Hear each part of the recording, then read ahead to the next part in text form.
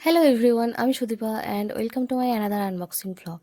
তো এই যে ভিডিওটা আমি তোমাদের সঙ্গে শেয়ার করছি, তো এই ভিডিওটা যে করা ছিল আমি না ভুলেই গিয়েছিলাম, হঠাৎ গ্যালারি খুঁজতে খুঁজতে পেলাম।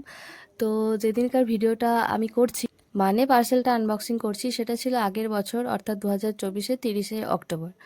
তো হ্যাঁ, পাশে দেখতে পাচ্ছ পিছনে একটা ট্রাইপড রয়েছে, যেটা আমার পুরনো ট্রাইপড, আর কিছুটা পাঞ্জাবির পোর্শন দেখতে পাচ্ছ। আমি এই সমস্ত কাজ করে থাকি, আমার হ্যান্ড মেড যে সমস্ত কাজকর্মগুলো হয়, জুয়েলারি বানানো, পাঞ্জাবি, কুর্তি, ব্লাউজ, শাড়ি ইত্যাদির ওপর ডিজাইন করা, তো সেই জন্য আমার ট্রাইপডের বেশি করে প্রয়োজন পড়ে।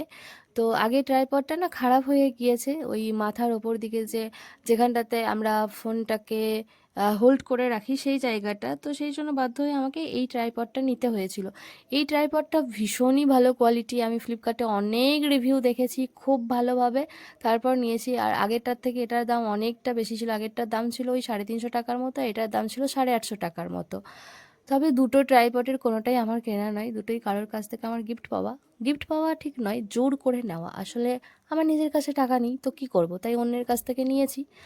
তবে হ্যাঁ, এই যে ট্রাইপডটা কি ভীষণ সুন্দর, ভীষণ সুন্দর কোয়ালিটি, আমি তোমাদেরকে দেখাচ্ছি ধরে ধরে, খুবই ভালো। কিন্তু যে দিয়েছিল এই নতুন ট্রাইপডটা, তার হয়তো মন থেকে দেওয়ার ইচ্ছে ছিল না, বা ভালো মনে দেয়নি, তার জন্য না এই ট্রাইপডটা 1 বছর হওয়ার আগেই ওই যে মাথার দিকে যে পোর্শনটা, যেটা আমি তোমাদেরকে একটু আগে খুলে দেখালাম, যেটা খুলছিল, ওই জায়গাটা থেকে না জাস্ট ভেঙে গিয়েছে। কিন্তু কিভাবে ভাঙলো, কি করে ভাঙলো আমি নিজেও বুঝতে পারছি না, ভাঙার কথাই নয়।